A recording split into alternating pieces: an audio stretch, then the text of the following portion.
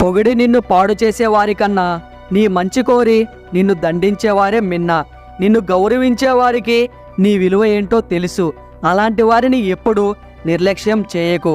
అవకాశాలు చాలామందికి దక్కుతాయి, కానీ ఆ అవకాశాలను సద్వినియోగం చేసుకునేవారు మాత్రం చాలా తక్కువగా ఉంటారు. ఉండి కూడా పట్టించుకోలేదు అనే బాధ కంటే ఎవరూ లేకపోవడమే ఇంకా బాగుంటుంది. కళ్ళజోడు లేకుండా ప్రపంచాన్నైనా చూడగలమేమో కానీ కన్నీళ్లు రాకుండా జీవితాన్ని మాత్రం చూడలేము. మీ అపజయాలను తప్పటడుగులని ఎప్పుడూ అనుకోకండి. అవి తప్పులు కావు. భవిష్యత్తులో మీరేమి చెయ్యాలో ఏమి చేయకూడదో తెలిపే పాఠాలు.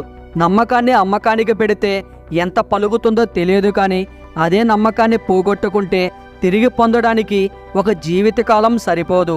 వెళ్ళేదారి కనుమరుగవుతే నువ్వే కొత్త దారిని సృష్టించు. కొన్ని సమస్యలకు వాదించడం కన్నా మౌనంగా ఉండటమే పరిష్కారం. దక్కని బంధాల కోసం ఆలోచిస్తున్నారా? దానివల్ల మీకు తట్టుకోలేనంత బాధ కలుగుతుంది.